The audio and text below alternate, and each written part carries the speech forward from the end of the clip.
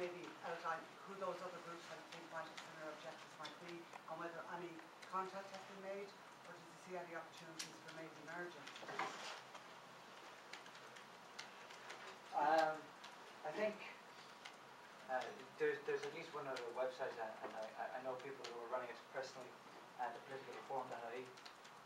I don't know what they have in mind. I know at least they're discussing political reform. One of them at least has come on board with us, a guy called Matt Wall, and he has agreed to give, he's actually working in Amsterdam, and he's agreed to give support to these political scientists. He's agreed to look over documents and do what he can from abroad. There is also the creating our future, or changing the future. So, I mean, they at least discussed similar things. I haven't done anything to get in touch with them or to see what we can do with them. I've emailed Fintan O'Toole, got no response. But apart from that, no, we haven't done anything. What should we do? Sorry, partly in reply to that question, there are 2 or 3 other groups in Dublin. There's Irish Democracy Now!, Direct Democracy Ireland, and People's Convention. They all basically have the same principles as you're outlining. I think in most of their cases they're talking about standing candidates, so that would be maybe a differentiator. But in general, it's the basic founding principles would be the same.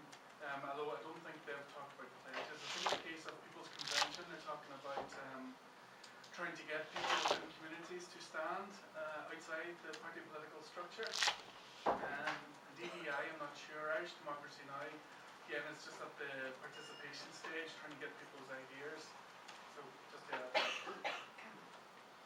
would you mind sending an email to Liz just with all those people on it?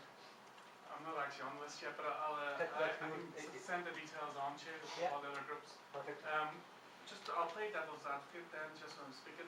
Just on the pledge, do you think it's practical that, knowing the history of the political parties we have in Ireland, that if somebody signs up to a pledge, that once they get in the office, there isn't really a legal mechanism to make them stand them over that pledge? Yeah. They can really do what they like, as they have done in other issues. So just to throw that out there. Do you want to reply to that, or we take a few more comments? I think the reply is that, yeah, I think we're all mindful of that. And I think the only reply really is that we need to become visible if we're going to go down the pledge route.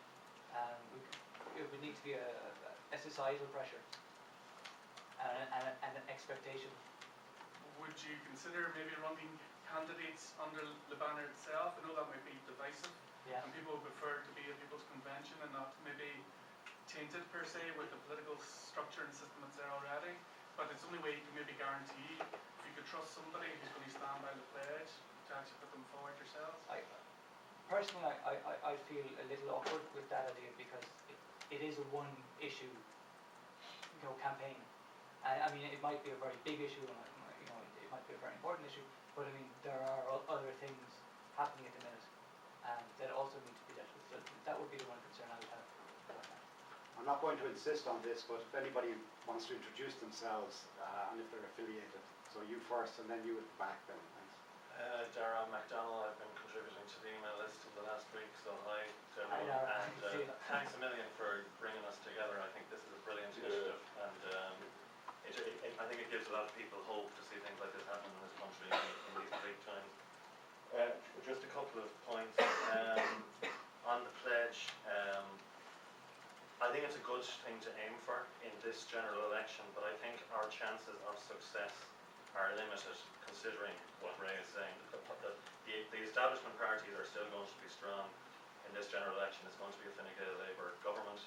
I think Fine Gael yesterday proposed abolishing the Senate and reducing the number of TDs by 20, so they feel they're already on the political reform agenda. I still think we should do it, but I think if it doesn't succeed, this movement hasn't failed, because we are aiming for a longer term transformation of the country. And I just think we should keep that in mind. We'll go with the pledge campaign, see how it goes, but we're aiming long term, or at least that's what I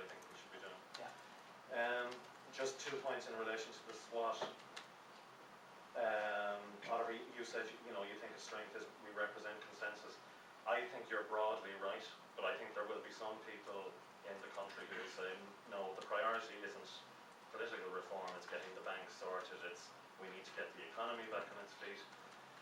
So I just think we need to be mindful of that it's not necessarily everyone will be representing by any means. And just you made the point about the distributed membership possibly being a weakness.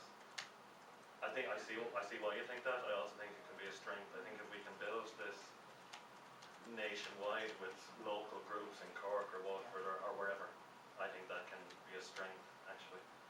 And there are just a few initial points. Thanks. There was an email. I didn't get a chance to look at much of the emails yesterday, but there was an email looking for somebody to. I know that there's a few down in Cork who want to set up a local group. There was an email last night, I think, about a local group in Galway. And I think definitely we need to get local as well as national. You at the back there? How's it going? I'm Ken McDonough, a contributor on political reform, and a lecturer in international politics at the School of Local Government at TCU. Just a couple of comments on political reform. It's a collection of political scientists putting up their ideas, evidence-based policy research. I think they started up because they're kind of getting sick and tired of every second person coming out with ideas. Well, if we change the electoral system, suddenly everything will be fine. So it's about evidence-based arguments for policy. I don't think it's a campaigning group as such, but I think it's certainly an area we can get resources that will be useful to the movement here. Just a couple of points then on what's been said so far.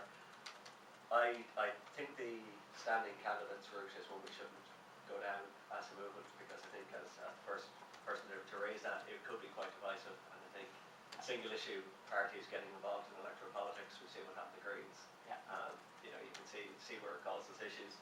On reform more generally, I mean, Fine Gael and Labour have both kind of put forward proposals, the private members, both from Labour quite recently, as well as Fine Gael support. So there is this kind of CCAS to take advantage of there. So I think the pledge campaign is a good way to go. And then just to speak on the SWOT analysis, and just to pick up another thing you thought was a weakness that I think can be read as a strength, and that's the idea of no influence. I think it's way of looking as no connections. And this is a grassroots citizens movement, and that's where legitimate reform is going to come from. And that brings you back to political reform, Danny, and that what the political scientists are calling for is a citizens' assembly. Yeah. To be the forum through which reform is discussed, taking outside of the normal political process. I think that's something we should be very much focusing on. So well done, and thanks for organising. Yeah, I thought it was very interesting how, I mean, you as political scientists were kind of working towards numbers, and then kind of the people in this group as non-political scientists, as lay people, kind of arrived at the same kind of conclusions. Yeah, I think it's good. You first, then you at the back, and then you here, sir, in the third row. Okay. Sir. Bernard Farrell, the public servant, just not qualified. Affiliated to no political party. It's important just to say that. I've been subscribed to the list, but I haven't been contributing to the discussions. I've been trying to handle my inbox in my email and other things with extreme difficulty, it has to be said. But I guess the one comment I'd like to make is, or at least it's a question, I concur with a lot of the things that have been said in the context of perceived strengths or weaknesses. I think the fact that we're all around the country is a great strength. But the one question I have, and I get doubt is, and it's even been mentioned there, a People's Convention or a National Convention, if it's set up, but obviously we're talking about being set up within the context of the current political system, how do you make sure, or how do we make sure that it's not a talking shop? That it's not just a place that the politicians set up because they pledged to do it, and that people can talk for years and years and years, but nothing gets anywhere. Even within government, I mean, there have been joint committees looking at constitutional reform. They've put intelligence and hard work in for years, and they've produced reports, and that's the end of it. So how do we, even outside of that system, make sure that whatever this convention produces or talks about, that it actually, we can make sure that it goes forward and that it's actually acted on?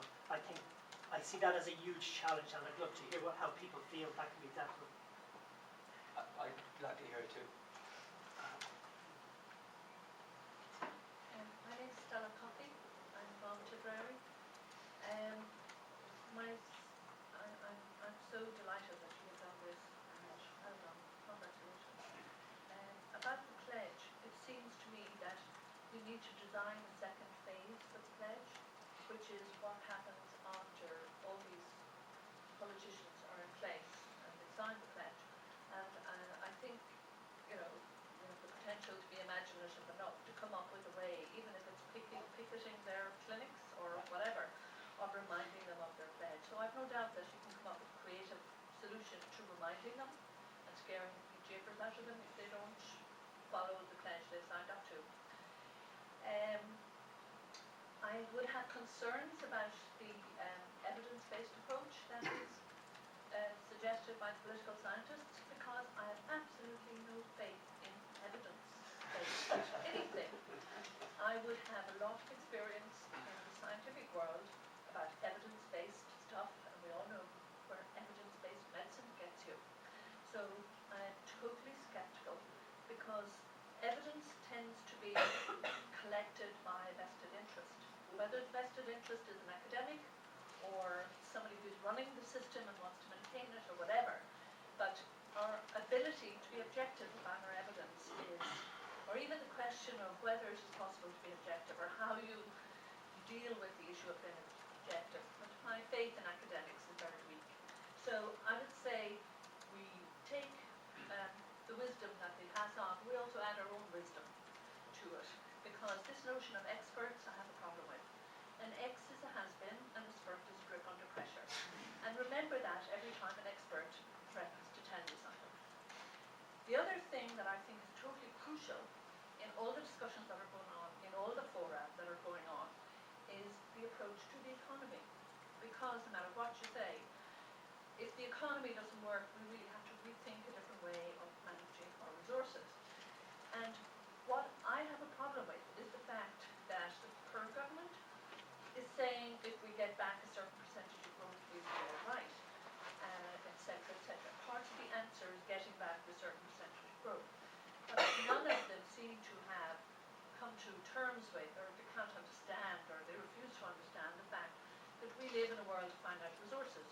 So the possibility of having an economy that's going to continue growing, drive all of this stuff, is just, you know, it's a myth.